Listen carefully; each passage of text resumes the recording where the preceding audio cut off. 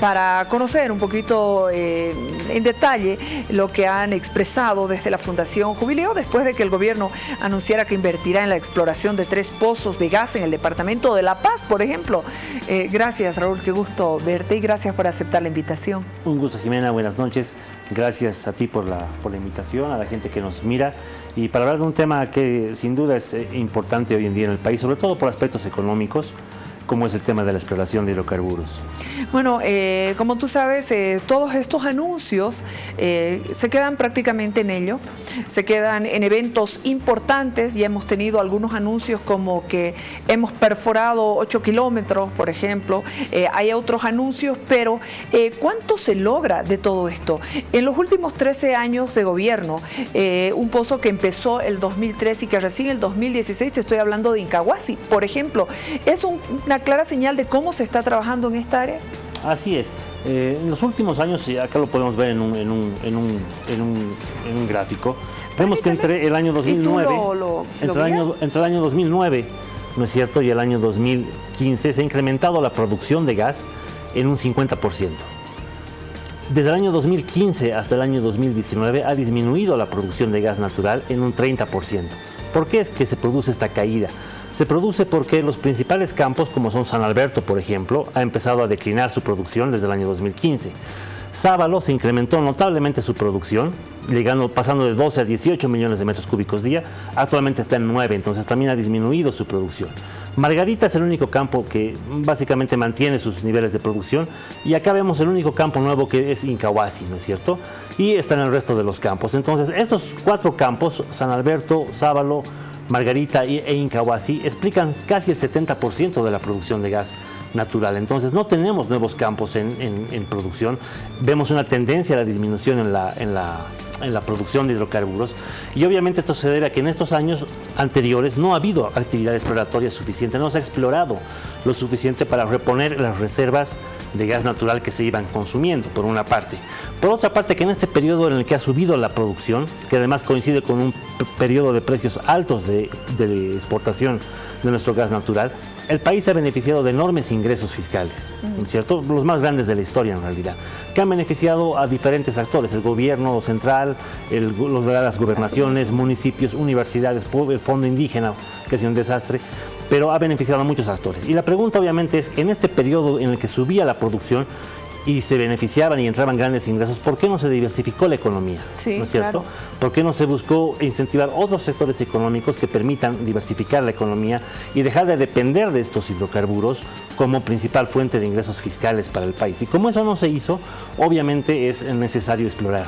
¿Por qué? Porque requiere reponer estas reservas que te permitan nuevamente generar una renta fiscal para el país. ¿Cuánto se ha invertido en exploración en estos años? ¿Tienes tú el dato? En promedio es curioso, ¿no? Acá podemos ver en este gráfico. Permíteme, por favor, así lo compartimos y tú nos puedes guiar. Bueno, entre el año 1993 y el año 98, bueno, el 2001 en realidad, 43% de la inversión del sector fue destinada a exploración. Entonces, en esos años, entre el 93 y el año 2001, es cuando se realizó mayor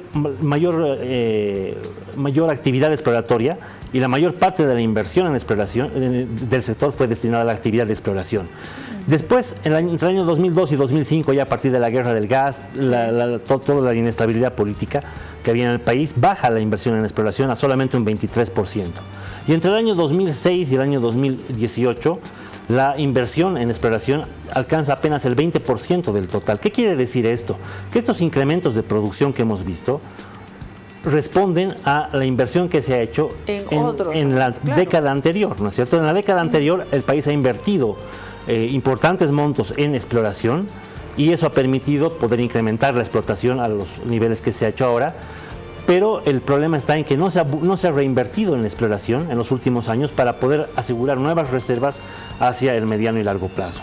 ¿Por qué explorar? La importancia de la exploración cuando escuchamos tantos discursos y debates sobre estos temas que tienen que ver con hidrocarburos, con minería, porque son razones y explicaciones absolutamente económicas. Fundamentalmente sí, si bien ambos sectores no representan un gran porcentaje en términos de Producto Interno Bruto, por ejemplo, De hecho, hidrocarburos representa apenas un 6% en los últimos años del Producto Interno Bruto, pero en términos fiscales, el gobierno general, que sería la suma del gobierno central más los gobiernos subnacionales, más del 35% de sus ingresos, más de una tercera parte de sus ingresos, proviene de la actividad hidrocarburífera, ¿no? Básicamente regalías, IDH, el pago de los impuestos que realizan las empresas petroleras, incluida YPFB, los ingresos que recibe YPFB por la participación que tienen en los contratos de operación. Entonces, hay una fuerte dependencia fiscal. Si tú lo ves incluso ya por regiones, Tarija, por ejemplo, que es el principal departamento productor, el 72% de sus ingresos provienen del sector hidrocarburos. De ingresos fiscales me refiero, ¿no? Porque obviamente la dinámica económica de Tarija no necesariamente está vinculada al tema hidrocarburífero, pero sí los ingresos que recibe la gobernación y la alcaldía, aproximadamente el 72% proviene del sector hidrocarburos. Entonces, ahí yo creo que es muy importante preguntarse qué es lo que se está haciendo con esa renta. ¿Por qué? Porque es un recurso natural no renovable, se termina naturalmente. Sí. Además contamina, ¿no es cierto? Tiene un alto grado de contaminación y por lo tanto no deberías depender de este sector obviamente hasta el infinito, ¿no es cierto? Sino que deberías utilizar estratégicamente el excedente económico que te genera para desarrollar otros sectores económicos y no verte en apuros como ahora, en el que en una dinámica de lo que diríamos vender las joyas de la abuela, ¿no es cierto? Quieres entrarte a explorar en parques naturales, quieres expandir la frontera de exploración hacia el norte, a todo el país básicamente, que es lo que está ocurriendo en la actualidad. Recordemos que se exploraba y se explotaba hidrocarburos tradicionalmente en Bolivia, en Tarija, Chuquisaca, Cochabamba y Santa Cruz. Actualmente tú ves las áreas de exploración para YPFB, que suman 100 en todo el país. Estas están ubicadas en Potosí, en Oruro, en La Paz, en Beni, en Pando. Recientemente se ha hecho el anuncio de la exploración en el norte de La Paz, un nuevo intento. Entonces, ves ahí que hay una suerte también de, no sé si desesperación, pero sí urgencia de generar mayores ingresos fiscales. Creo que la apuesta en este sentido va sobre todo por un tema de generación de ingresos fiscales que le permitan al gobierno nacional y también obviamente a los subnacionales seguirse beneficiando de una renta, ¿no es cierto? Pero seguir ahondando, si se quiere, en el rentismo. El viceministro que nos acompañó hace un par de días, tal vez unos 10 días, nos hablaba de cuánto se había explorado en estos 13 años de gobierno en el Departamento de La Paz. Habló de 196 millones de dólares, habló de 249 millones de dólares y habla ahora de 76 millones de dólares en la exploración del Pozo Mayaya. En los últimos 13 años ha habido esa inversión en exploración sin éxito. Absolutamente sin éxito. ¿Qué nos hace suponer que Mayaya sí va a dar el 2020, como ellos han dicho, algún éxito? Bueno, en realidad ahí han habido dos declaraciones y creo que hay dos líneas que hay que identificar claramente. Por una parte, se viene reclamando mucho que YPFB no ha realizado actividad exploratoria en los últimos 13 años. Y ahora pretende hacerlo, porque además el Pozo Mayaya va a ser perforado por YPFB directamente, no a través de una empresa transnacional, sino la misma YPFB, que además debería tener un rol como operador, ¿no es cierto?, que explora y explota hidrocarburos. Y evidentemente han anunciado esta exploración en el norte de La Paz, es en el mismo bloque Liquimuni, donde ya anteriormente se perforó el pozo Liquimuni, que resultó un fracaso. Claro, fue Copuazú y Liquimuni. Así es. Esos dos, ¿no? Y adicionalmente, como veíamos en la gráfica anterior, no hay campos nuevos en producción, salvo el Incahuasi. Entonces, todos los esfuerzos que se puedan hacer en exploración, o que se han venido haciendo en exploración, no han dado resultados positivos como se esperaba. Claro ejemplo es el que tú mencionabas del Boyuy, ¿no es cierto?, que es el pozo más profundo en la historia del país, de lo que se haya perforado. 8.000 metros exactamente, y que no ha encontrado rastros de hidrocarburos, pero no en una cantidad suficiente que justifiquen su extracción, ¿no es cierto? Similar a lo que ha pasado en Liquimuni. Y ahí es importante, yo creo que también entender que la actividad extractiva es una actividad de riesgo. Es decir, tú no puedes tener certeza absoluta de que tú vas a perforar un pozo y vas a encontrar gas natural o petróleo, o en el caso de la minería que vas a encontrar una enorme veta. No existe esa certeza absoluta. La única opción de que tú puedas, la posibilidad de que puedas tener esa certeza absoluta es perforando y encontrando.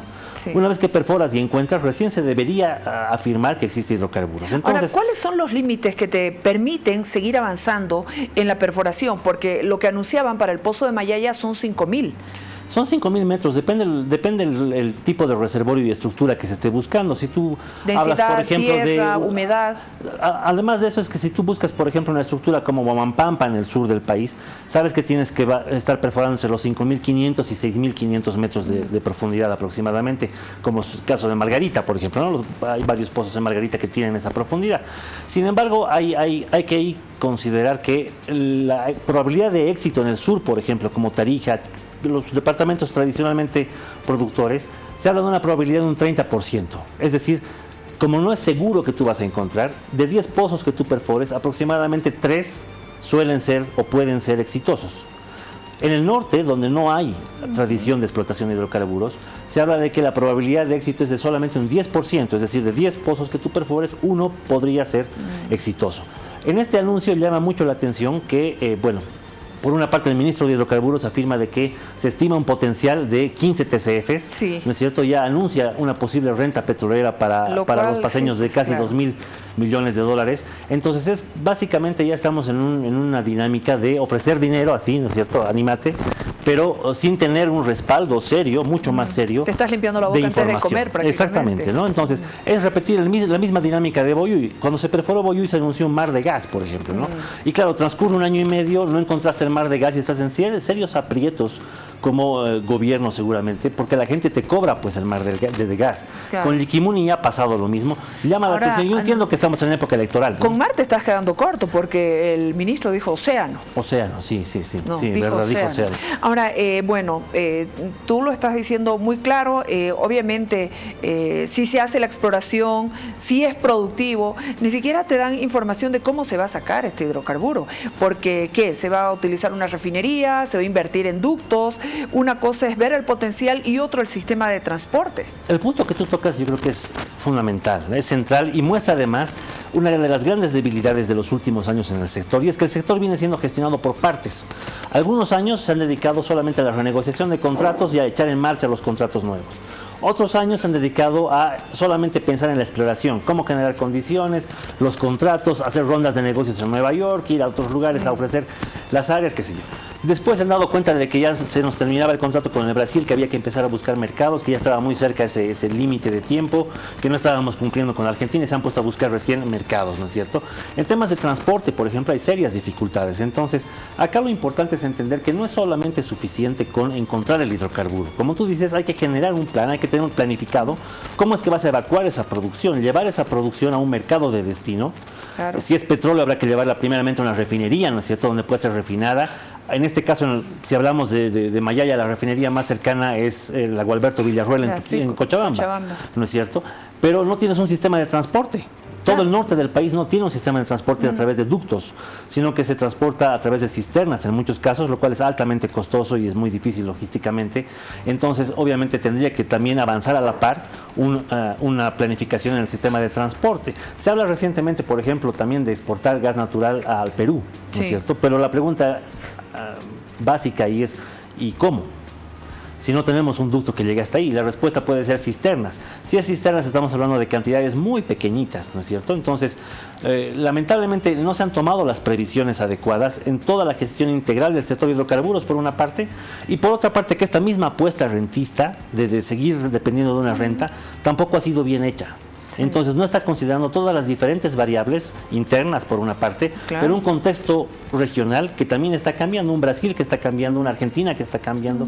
Entonces son problemas que cada vez se van sumando más y nos van achicando más el espacio y la holgura de hacer algo. Te agradezco muchísimo por acompañarnos. Como siempre, es un placer escucharte y compartir tu análisis en estos temas de hidrocarburos. Gracias, Raúl. Gracias, Jimena. Muchas gracias por la invitación. Gracias a la gente. Bueno, muchísimas gracias, analista en hidrocarburos, Raúl Velázquez, acompañándonos. Por favor, para cambiar de tema, les anuncio que hay un homenaje a Solón en la UMSA. Se va a presentar un audiovisual, el legado de Solón. Y por favor, si tenemos esas imágenes, un poquito para ir adelantando lo que vamos a tener este jueves 1 de agosto a las 19 horas en la Universidad Mayor de San Andrés, podríamos compartirlo. por favor, es un acto de recordación que se va a llevar a cabo precisamente en el Salón de Honor que está ubicado en el monobloc central de la UMSA, donde se encuentra el mural El Retrato del Pueblo. Compartimos con ustedes el legado de Solón, este audiovisual que nos presenta en mañana ya completo, absoluto, con un conversatorio, homenaje a Solón. Compartimos con audio propio, por favor.